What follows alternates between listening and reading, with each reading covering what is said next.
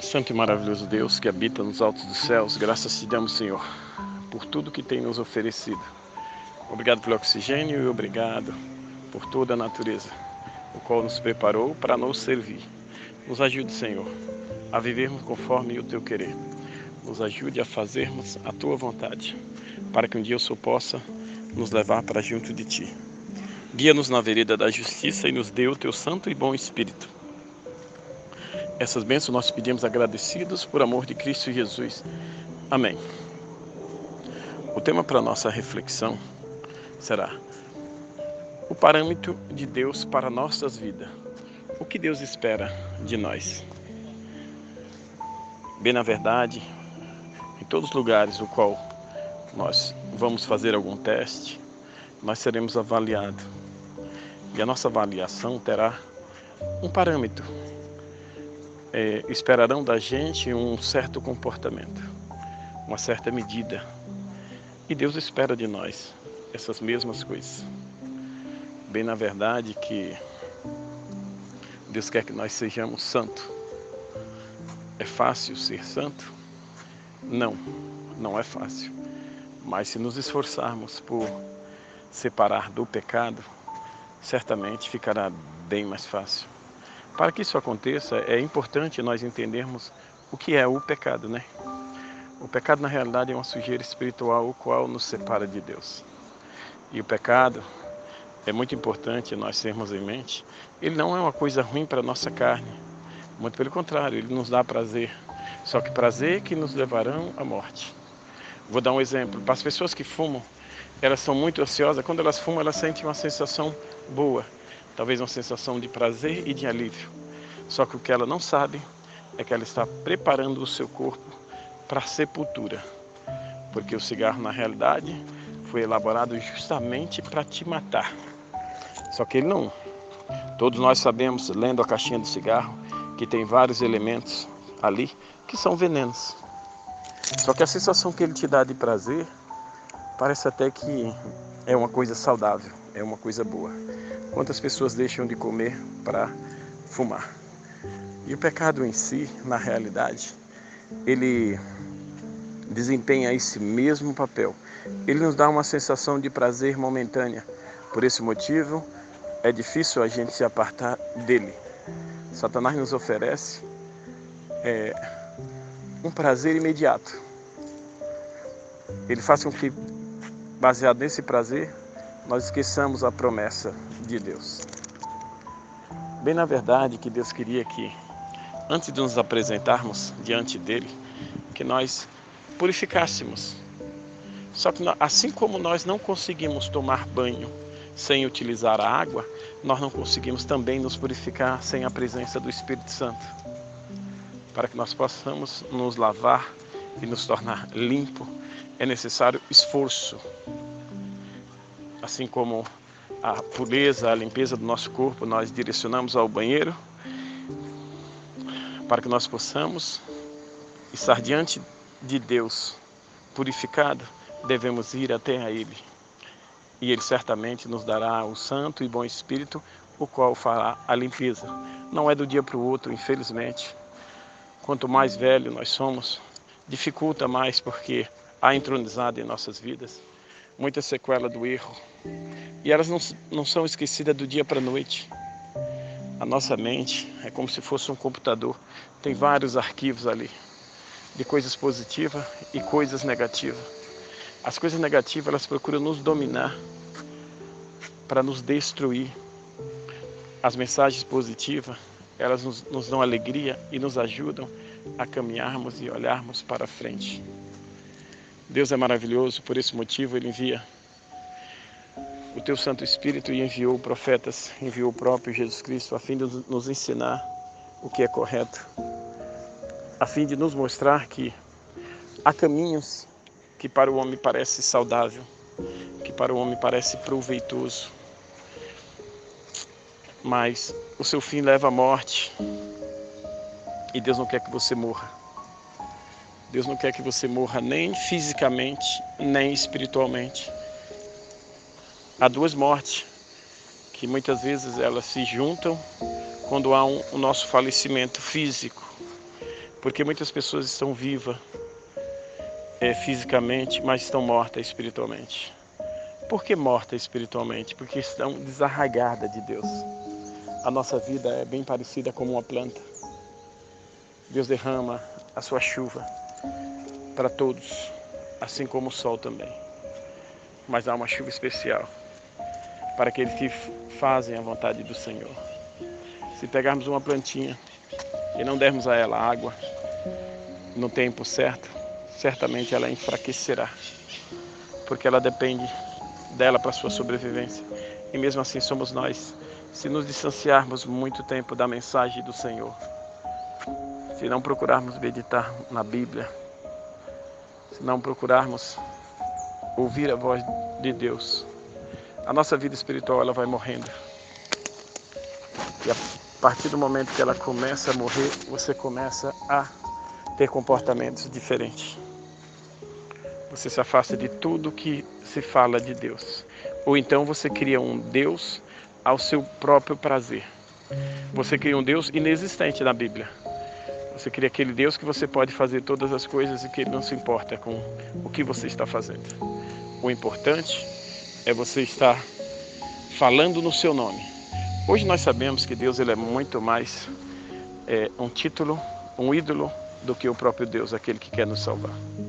Quando Jesus Cristo ele vem para a terra, ele dá seu exemplo a fim de uma boa conduta, uma conduta a fim de obedecer o Pai, mesmo havendo dor.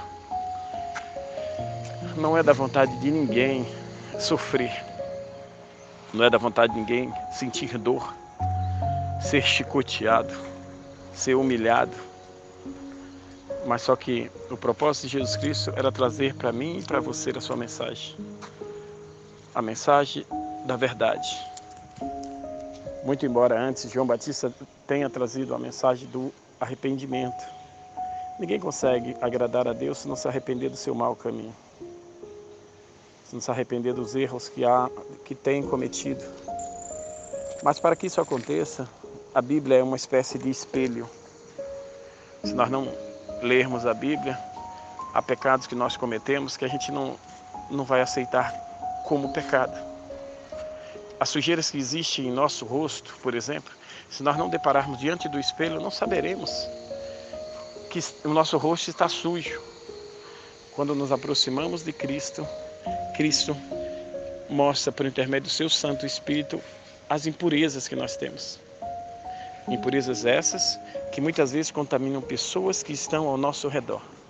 Muitas vezes defendemos o pecado como se fosse algo normal e aquela pessoa começa a lastrar as outras pessoas que o erro é verdade. A nossa falta de zelo com a mensagem de Deus, ela tem feito com que as religiões cresçam e cada vez mais o amor do ser humano esfrie. É muito comum a gente ver pessoas fazerem o símbolo da cruz, ou disserem, vão com Deus, ou Deus te abençoe. Mas é esse Deus que eu estou apresentando para vocês. E é um Deus que a sua biografia está na Bíblia, nas Escrituras Sagradas. É um Deus que se revelou a você por intermédio do sacrifício de Jesus Cristo. Por esse motivo é muito importante a gente atentarmos a fazer o que Ele quer, a ouvirmos a sua mensagem, a fim de endireitar os nossos caminhos. Por esse motivo, João Batista veio ao mundo. Nos ensinamos a arrepender-vos e converter-vos. Era uma mensagem mais ou menos assim: purifique-se. Purifique-se e Deus dará a vocês uma vestimenta nova. Infelizmente, hoje nós temos uma mensagem carnal. E temos uma propagação dela como festividade, que é o próprio carnaval. No carnaval tem tudo aquilo que Deus não gosta. O carnaval, infelizmente, tem tudo aquilo que Satanás gosta. Não é da vontade de Deus que aquele que ama a Deus busque o carnaval como se fosse uma festividade comum e normal. Mas o carnaval, na realidade, é uma afronta contra Deus. Tudo aquilo que Deus fala, não faça, no carnaval diz, vocês podem fazer. É uma festa de liberdade sexual. É uma festa onde você utiliza diversas bebidas, destruindo assim o teu corpo. E você aprende justamente a se vestir de maneira depravada. Temos que estar atento, na realidade, à mensagem que o mundo quer nos passar mediante as festividades. Um dia nós morreremos, tanto eu quanto você. E Deus nos julgará. A primeira morte todos passarão. Pode ser por intermédio de um acidente, um equívoco, por exemplo, ou a gente pode morrer assim, despretensiosamente. Podemos atravessar a rua mexendo no celular e infelizmente um carro pegar a gente. Essa morte, ela é triste e dolorosa. Mais dolorosa e triste do que essa é a morte a qual Deus nos reprovará a vida. Imagina estarmos um dia diante de Deus e Deus falar: como você desprezou a minha mensagem, como você não teve interesse nem de viver a minha mensagem e nem de passar às pessoas que não conheciam, você não viverá junto comigo no meu reino. O meu reino são para as pessoas que trabalharam para mim. A Bíblia é bem clara em dizer que Jesus Cristo nos oferece a coroa da vida eterna. Nós não temos a coroa da vida eterna. Hoje nós temos, na realidade, a coroa da morte. Não a morte eterna ainda, mas a morte física. A morte física ela não é um problema tão grande. Infelizmente nós sentimos saudade das pessoas que partiram. Mas todos nós que partimos hoje, um dia nos levantaremos para juízo, para um julgamento. O que é justo? É justo. Você trabalha numa empresa, você trabalha na escola, você faz uma competição. Nós somos avaliados todos os dias. Todos os dias somos avaliados. Por que não deveríamos ser avaliados pelo próprio Deus? O qual nos fez, o qual nos deu a respiração, o qual nos permitiu constituir família. O Evangelho, ele significa justiça. A justiça representa o amor de Deus. A justiça e a misericórdia. Deus não é tolo como um pai, por exemplo, que o filho começa a fazer as coisas erradas e o pai começa a ceder. Mas Deus não, Deus é o mesmo de hoje, de ontem e será o mesmo sempre.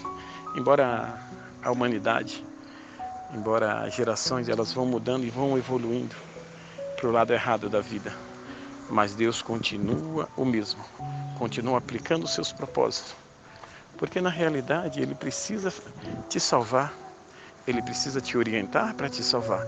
Ninguém será salvo se não obter as orientações verdadeiras da parte de Deus. A vontade de Deus é que você compreenda o Evangelho. A vontade de Deus é que você se esquive de fazer o que é errado. Deus quer purificar os teus caminhos. Deus quer que você se interesse para a parte espiritual muito mais do que a parte física. Quantas pessoas são ricas e são pessoas pobres espiritualmente? Pessoas que muitas vezes vivem à base de comprimido e já não tem mais contentamento nessa vida. Elas se deixaram ser vencidas por Satanás. Satanás promete a riqueza. Vocês não precisam conhecer a Deus. Se vocês tiverem dinheiro, vocês podem comprar tudo. Vocês podem subornar tudo. Não é verdade. Não é realidade isso. Não é isso que Deus gostaria que você buscasse. Por isso que a Bíblia é bem clara em dizer: buscar em primeiro lugar o reino de Deus e a sua justiça, e as demais coisas lhe serão acrescentadas. Não é fácil vivermos conforme o Deus querer, mas Deus nunca disse que era fácil. Deus disse: no mundo tereis aflições, tenha bom ânimo. Deus está ensinando o seguinte: esforça-te e eu te ajudarei. Tente fazer o que eu peço. Aquilo que você não conseguir, eu te ajudarei. Mas bem na verdade, para que Deus nos ajude, é necessário nós começarmos a fazer o que é correto. Infelizmente, ao longo do dia, nossas mentes são bombardeadas com coisas que não agradam a Deus. Com costumes mundanos, costumes depravados como da cidade de Sodoma e Gomorra. E uma vez que nós vemos repetidamente, acreditamos que aquilo é normal. Muitas das vezes, pessoas que são espirituais vivem uma religiosidade que de nada tem proveito. Quando estão na igreja, ficam com medo de cometer o erro e de pecar, mas quando estão longe das suas congregações, fazem tudo aquilo que Deus abomina e detesta. O propósito de Deus é que você tivesse um estilo de vida em todos os lugares que você estivesse. Se você fosse bom e justo, seja em todo lugar. Porém, se você for perverso e cruel, seja também na igreja, a fim de que as pessoas vejam a sua verdadeira face. Se você também for avarento, a fim de não ter amor por Deus e não querer ajudar ninguém, seja também na igreja. Hoje, infelizmente, devido a nós estarmos num período onde houve uma grande evolução da internet e os vídeos, nós somos aquilo que nós queremos que os outros vejam sobre nós. Só que há uma grande verdade. Deus, Ele sonda o nosso coração. Ele nos conhece verdadeiramente. Ele não conhece aquela capa que nós temos, que queremos passar para as pessoas. Aquela capa de santidade, de bondade, de justiça. A vontade de Deus é que nós sejamos uma coisa só, para que nós não confundimos as pessoas e que sejamos sinceros. O que Deus detesta é a hipocrisia. A hipocrisia para Deus é uma coisa abominável. Você fingir ser alguma coisa que você não é. E Deus quer também que nós nos esforcemos a olhar o sofrimento das pessoas e as condições das pessoas muito antes de julgá-la e condená-la. É muito mais fácil a gente condenar uma pessoa, a gente destruir, a gente tentar eliminar ela da face da terra, do que procurarmos um jeito de salvá-la. É muito comum a gente dizer, fulano não tem jeito, já fizemos todas as coisas. Procure orar para essas pessoas, procure mostrar para ela uma nova face. Trata ela com justiça e bondade e amor e paciência. Espera que Deus fará o resto. Dedique seu tempo à comunhão com Deus, a conversar com Deus. Pode ser no ônibus, onde você estiver. Jesus Cristo, Ele oferece ajuda para nós. Ele fala, vinde a mim, venham para mim, se acheguem a mim, vocês que têm problema. O mundo é o contrário. O mundo você ama as pessoas quando elas não têm problema.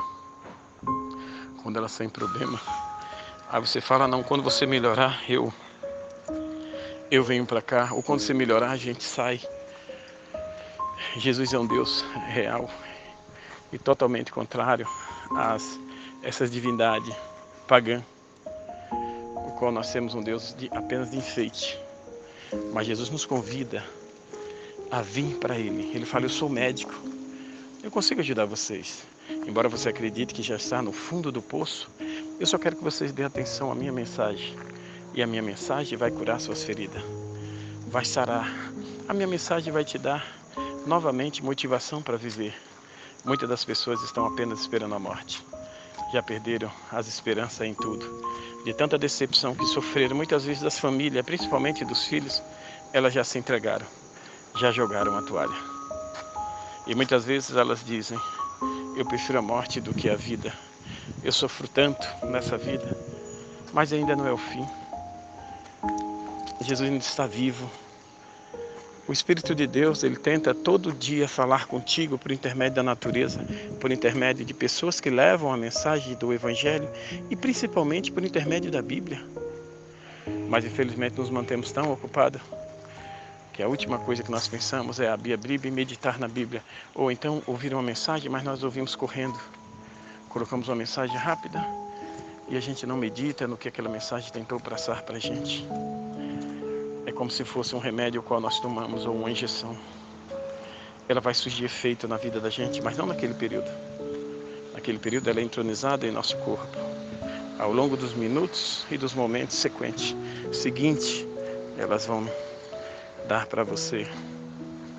Ela vai agir no seu corpo conforme a medicação que está nela. E a medicação qual Deus nos oferece é a meditação nas Escrituras. É meditarmos na Bíblia, não apenas lermos. Se nós lermos uma coisa hoje, daqui um pouco nós esquecemos.